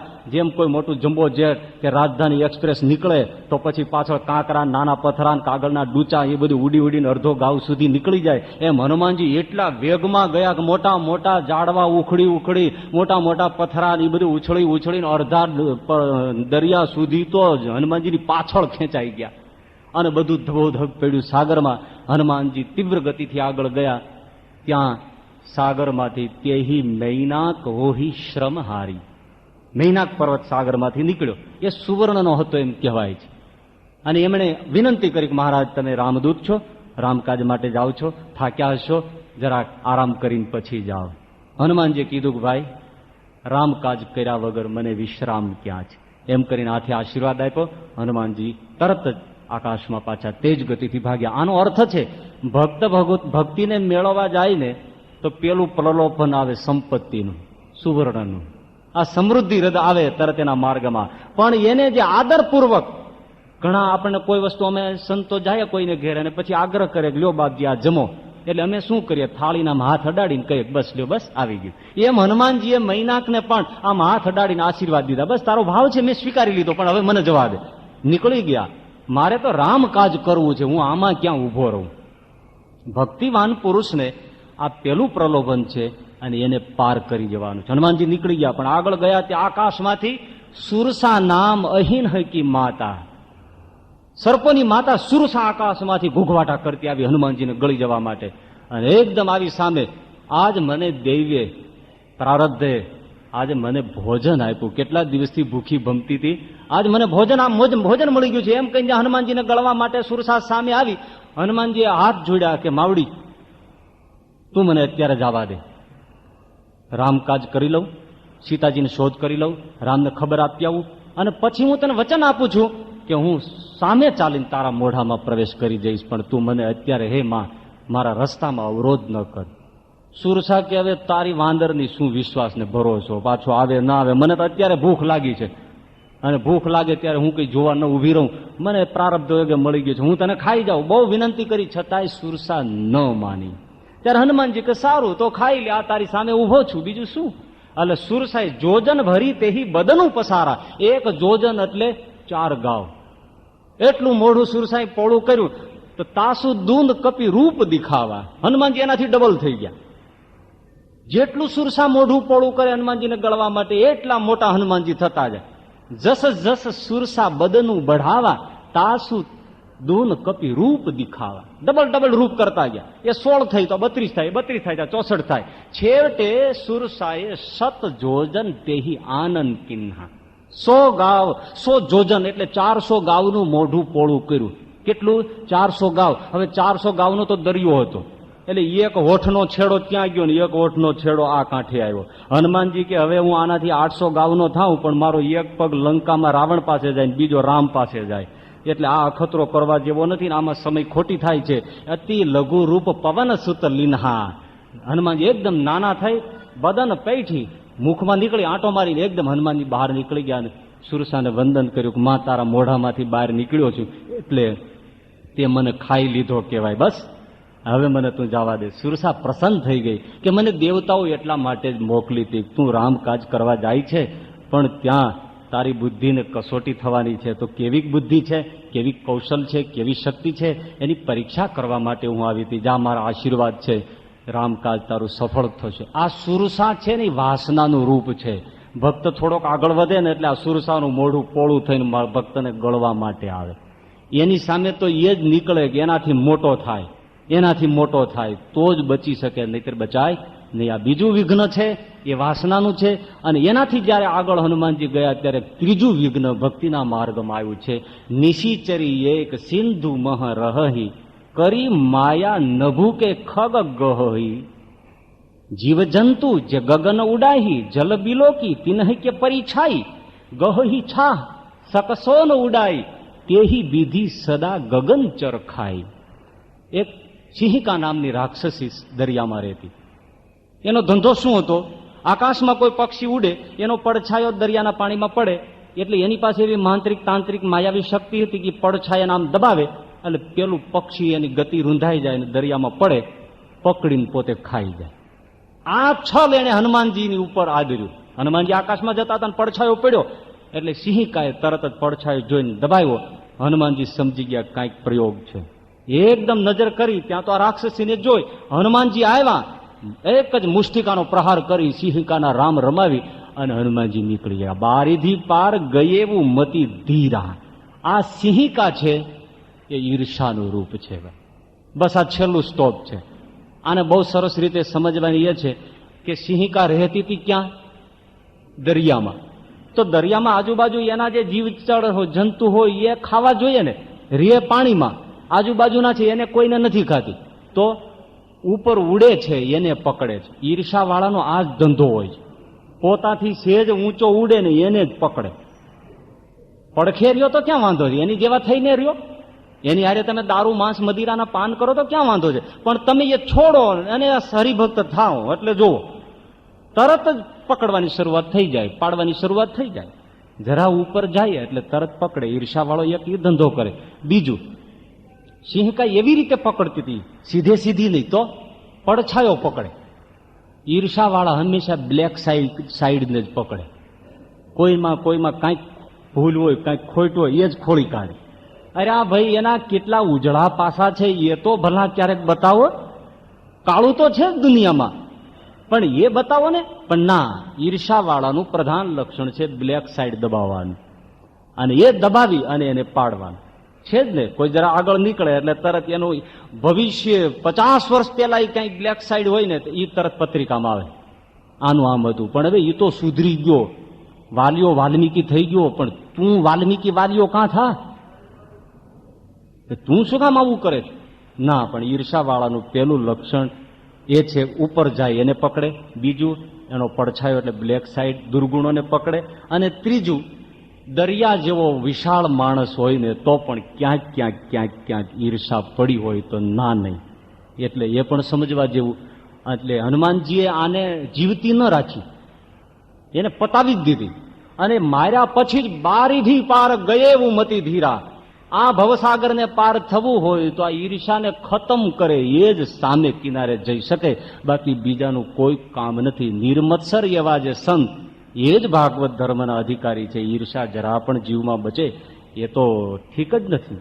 અને મીઠું સ્વરૂપ, એનાથી પણ એક આપણે નરસિંહ મહેતાની કથા સાંભળીએ છીએ, મીરાની પ્રેમની દીવાની કથા સાંભળીએ છીએ, દાદા ખાચર અને પરોતભાઈની કથાઓ સાંભળીએ છીએ. પણ ક્યાં કોઈની ચાનક ચડે છે? આહા હા, આ લોકો, આ નરસૈયો, આ મીરા, આ સુરદાસ અંધ હોવા છતાં, આ તુલસીદાસ, આ દાદો ખાચર, કેટલી કસોટી, કેવો દાસ થઈને, એ પર્વતભાઈ, એ ગોવર્ધનભાઈ, એ તુકારામ, એ એકનાથ, કેવી રીતે પ્રભુ ભજી ગયા ને હું કયા સુખનો સંસારમાં ચોંટ્યો છું. એની ચાનક જો ચડી જાય એટલે સત્સંગ આપણામાં મીઠી ઈર્ષા પેદા કરાવે છે. આપણને જોઈ એક ચાનક આવી જાય કે આ હા હા, આ બધા આવી રીતે જીવ્યા છે, અમે પણ જો આવી રીતે જીવી જઈએ તો અમારું જીવન ધન્ય થઈ જાય. તો એક મીઠી ચાનક ચડી જાય, આ કથાનો સાર. અને બીજું, ઈર્ષાળુને આશીર્વાદ. સૂત્ર લખતા હોય છે ને ઘણા, ઈર્ષાળુને આશીર્વાદ ટ્રકની પાછળ લખ્યું હોય, બુરી નજર વાલે કો મુહ કાલા, ઈર્ષાળુને આશીર્વાદ. એટલું કહીને આપણે આ વચનામૃતને સંપૂર્ણ કરીએ છીએ. સહજાનંદ સ્વામી મહારાજની. આપણે ગયા રવિવારે જે ચોથા વચનામૃત ઉપર ઈર્ષાને લક્ષ્યમાં રાખીને વાતો કરેલી, એ સંદર્ભમાં આજે એક ભાઈએ પ્રશ્ન કર્યો છે કે ઈર્ષા છે એ ખરેખર ખરાબ વૃત્તિ છે જ, તો એ ટાળવા માટે શું કરવું જોઈએ? બહુ સાચી વાત છે કે ઈર્ષા ટાળવાની જિજ્ઞાસા હોવી જ જોઈએ. તો પેલા એ સમજી લઈએ કે ઈર્ષા માનમાંથી પેદા થાય છે. એટલે જો માન ટળી જાય તો ઈર્ષા ટળી જાય. એ માટે શ્રીજી મહારાજ અંત્ય પ્રકરણના 28મા વચનામૃતમાં બતાવે છે કે જો ભગવાન અને ભગવાનના ભક્તનો અતિશય મહિમા સમજાઈ જાય તો માન, ઈર્ષા વગેરે દોષ ક્યારેય પેદા જ ન થાય. જેવી રીતે કોઈ પૃથ્વીપતિ બાદશાહ હોય, એની આગળ આપણને ક્યારેય માનની ઈચ્છા રહેતી નથી. શા માટે નથી રહેતી? કારણ કે આપણે સમજીએ છીએ કે એ માણસ છે એ સામાન્ય નથી, એ મારી જેવો સામાન્ય નથી, એ તો અતિશય મોટો મહાન વ્યક્તિ છે, પૃથ્વી, સંપૂર્ણ પૃથ્વીનો બાદશાહ છે, અને હું તો એક સામાન્ય માણસ છું. એમાં એની આગળ મારી શું ગણતરી? એટલે ત્યાં માન નથી રહેતું. એ બાદશાહ આગળ માન નથી રહેતું એટલું ને, એ બાદશાહનો કોઈ સામાન્ય અધિકારી નોકર હોય એની આગળ પણ આપણે માનની અપેક્ષા નથી રાખી શકતા. કારણ કે એ સામાન્ય અધિકારી પણ કોનો છે? એવા જે પૃથ્વીપતિ બાદશાહ, એનો એ માણસ છે. એટલે એ પણ સામાન્ય ન ગણાય અને એની આગળ માન ન આવે. એવી જ રીતે જ્યારે અતિશય ભગવાનનો એવો મોટો મહિમા સમજાય કે ભગવાન તો અનંત કોટી બ્રહ્માંડના અધિપતિ છે અને એનો આ ભક્ત છે, એનો આ દાસ છે, એવો જ્યારે ભગવાન અને ભગવાનના ભક્તનો મહિમા સમજાય ત્યારે એની પાસે ક્યારેય માનની આકાંક્ષા જાગે નહીં. જેવી રીતે ઉદ્ધવજી અતિશય મોટા હતા, ડાયા હતા, તો પણ ભગવાનનો એવો મહિમા સમજતા હતા. તેથી ગોપીઓનો પણ અતિશય મહિમા સમજ્યા.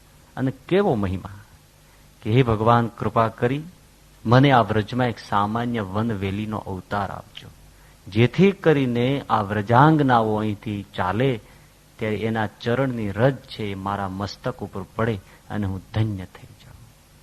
આટલું દાસત્વ એ મહિમા સમજે ત્યારે પ્રગટે છે.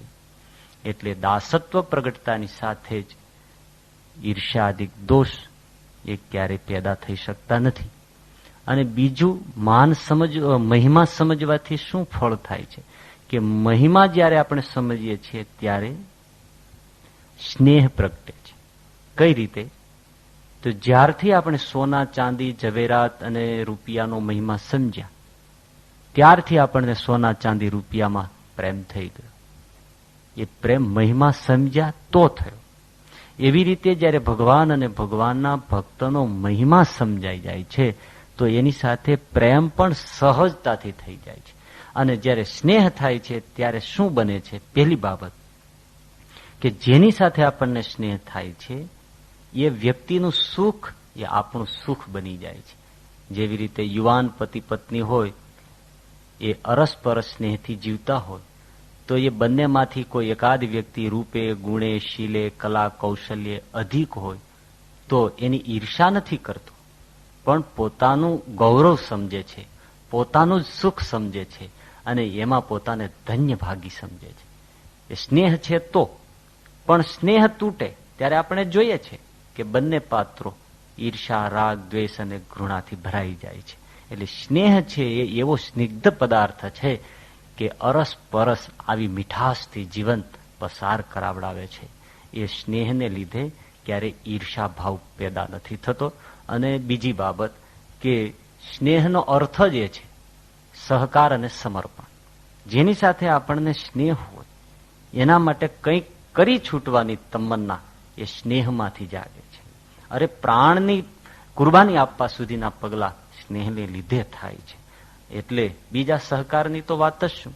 જેમ પોતાનો જે પ્રિય પાત્ર છે એનું જેમ ભલું થાય, રૂડું થાય અને સુખી થાય એવા જ પગલા આપણી પાસે સ્નેહ ભરાવે છે.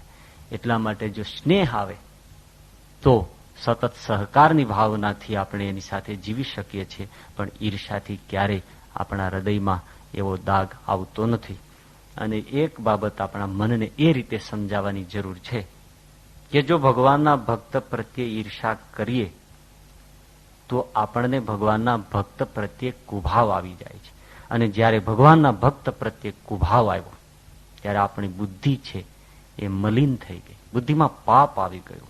અને બુદ્ધિમાં પાપ આવ્યું એટલે શું ફરક પડે કે બુદ્ધિ છે, પાપથી ઘેરાયેલી બુદ્ધિ છે એ પાપને રસ્તે ચાલે છે પણ ભગવાનને માર્ગે ચાલી શકતી નથી. અને આપણા માટે સદાયને માટે કલ્યાણનો માર્ગ બંધ થઈ જાય છે. એ ડરથી આપણા મનને સમજાવવાની જરૂર છે કે હે મન, તું ક્યારેય ભગવાનના ભક્ત પ્રત્યે ઈર્ષા ન કરીશ, નહીતર કુભાવ થશે. અને કુભાવ થશે તો બુદ્ધિ મલિન થઈ જશે. અને ઈર્ષા મનમાં આવે પછી ત્યાંથી અટકતી નથી પણ આગળ વધે છે. અને જે રીતે આપણને એ ઈર્ષા જેની સાથે છે એને કેમ હેરાન કરીએ એવા પગલા ભરાય છે. જેવી રીતે નરસિંહ મહેતાને નાગર બ્રાહ્મણોએ કેવળ ઈર્ષાએ કરીને જેલમાં પૂરાયું. એ ઈર્ષા આવે એટલે આવા મન, વાણી, કર્મથી પગલા ભરાઈ જ જાય. અને જ્યારે આપણે ભગવાનના ભક્તને વાણીથી કે ક્રિયાથી જ્યારે આવી રીતે હેરાન કરીએ ત્યારે અતિશય અપરાધ થાય છે. અને એ અપરાધ, એ દ્રોહ એવો છે કે જેને ભગવાન ક્યારેય માફ કરતા નથી. બધા બીજા અપરાધોને ભગવાન માફ કરે છે, ક્ષમા કરે છે, પણ ભગવાન પોતાના ભક્તનો જો કોઈ અપરાધ કરે તો એને ક્યારેય ક્ષમા કરતા નથી. આવો અપરાધ આપણાથી ઈર્ષાએ કરીને થઈ જાય. માટે મનને કહેવાનું કે હે મન, તું ક્યારેય ભગવાનના ભક્ત પ્રત્યે ઈર્ષાનો ભાવ ન લાવીશ. જો આ વસ્તુ સમજાઈ જાય તો કાયમને માટે આપણા હૃદયમાંથી ભગવાનના ભક્ત પ્રત્યેથી ઈર્ષા ભાવ નીકળી જાય અને એક સ્નેહની વૃત્તિ, મહિમાની વૃત્તિ જાગે તો જીવન ધન્ય થઈ જાય.